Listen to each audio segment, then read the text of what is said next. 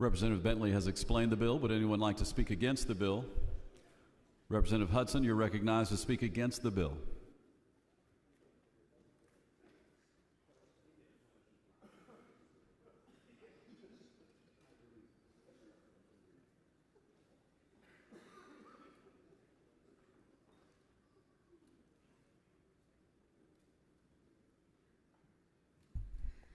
Thank you, Mr. Speaker. Thank you, colleagues.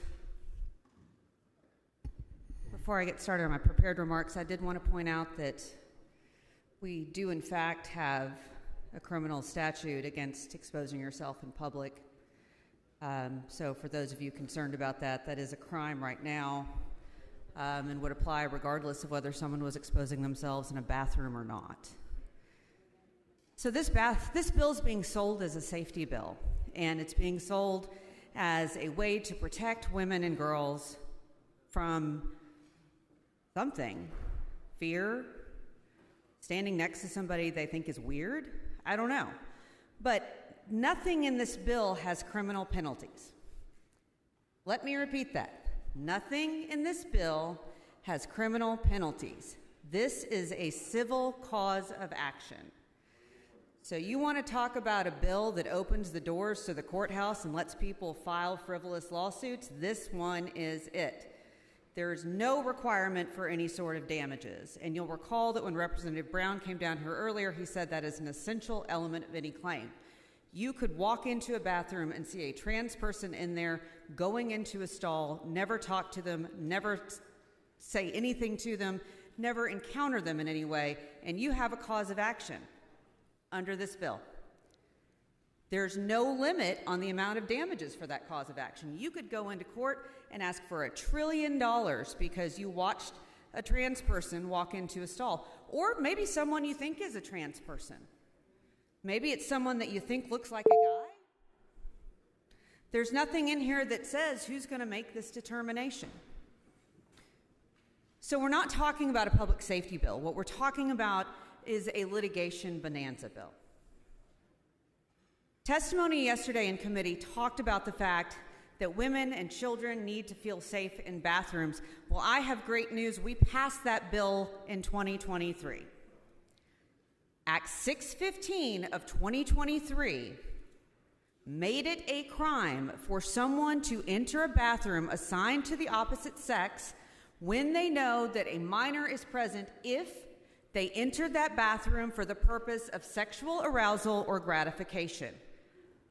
There was testimony yesterday in committee that we don't have anything to protect women and children in bathrooms, and we do. That is an absolute falsehood.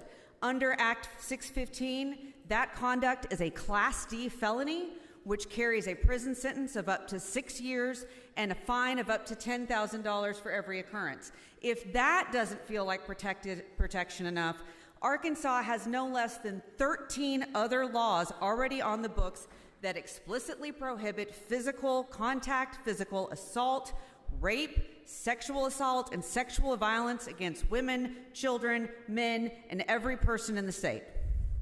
And yet, for some reason, those laws don't go far enough. The point was made yesterday during testimony that there is not a single-person bathroom available in this building, the People's House. And that point was made in part by an almost 80-year-old woman who came to testify and who has mobility issues. Rather than acknowledge that there will be a cost if we're going to require all of these public buildings to retrofit and to create these single-use bathrooms, that there will be a significant cost to the state, the response from the sponsor of this bill was they can go up to the 4th floor. There are single-use bathrooms up there. I want to know from all of you thinking about your grandparents what it would take for them if they have mobility issues, if they're on a scooter or a walker, to get from downstairs up to the 4th floor. Where those bathrooms are not even labeled. There's no sign out there that says it's a restroom. If you don't know they're there, you're not going to be able to find them. But that's the solution that was offered. Those are the types of solutions that are apparently being offered in this bill. And those are the types of things that, in my mind, as someone who tries ADA cases, do not account as a reasonable accommodation. Now, I admit that I myself am not afraid of trans women. Not afraid of them. Never have been. Never been threatened by one. But I also acknowledge that maybe y'all might think I am too woke, liberal, a leftist. And so I reached out to a bunch of women who are practicing attorneys all over the country, who are practicing in the federal system and state systems and private practice, big firms, little firms, all of them. And I asked them, are you afraid of encountering trans women in bathrooms? Are you afraid of your children encountering trans women in bathrooms? And I discovered that women are afraid of a lot of things. They're afraid of straight men in bars, straight men who don't take no for an answer, straight men who stare too long at their children, who touch women without consent, straight men who assault women and children in bathrooms and elsewhere. A really horrific story at one point by a woman who was assaulted in the bathroom her first year of law school. They're worried about whether their children or they themselves will one day be policed for looking too masculine if they use a restroom based on someone's personal assessment of what that means.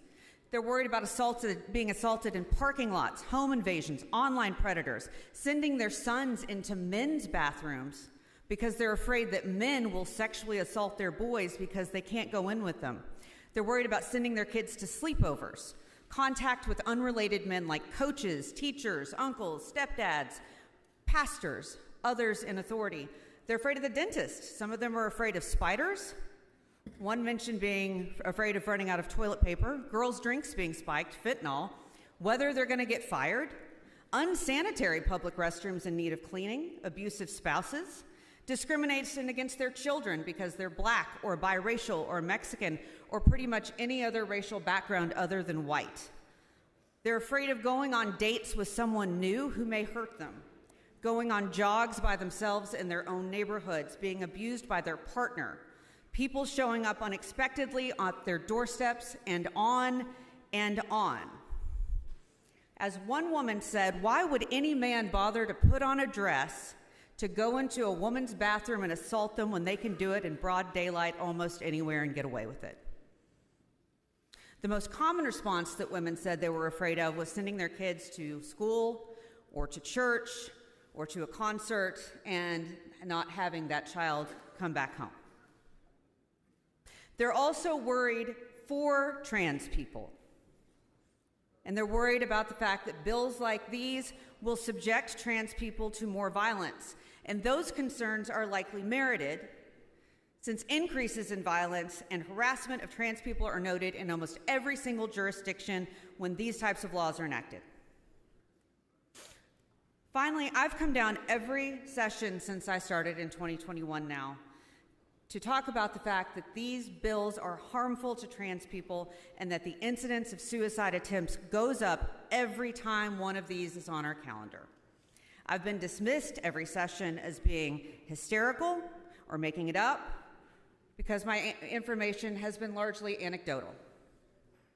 Very sad to report that there is now a 2024 study, peer-reviewed, published in a peer-reviewed journal, that documents this phenomenon and reflects that every time a state legislature hears or passes one of these bills, the trans suicide attempts go up by up to 72%.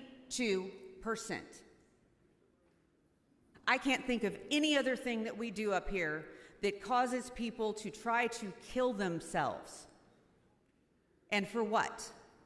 For political theater. I'm tired of bringing trans people into this conversation to score political points. I'm tired of people's lives being used as talking points, and I would urge you to vote no on this bill. Representative Dalby, for what purpose? You're recognized. Representative Hudson, if there is harm done to someone, we can already sue in civil court. Is that correct, without the need for this bill? That's correct. I'd appreciate a no vote. Representative Hudson has spoken against the bill.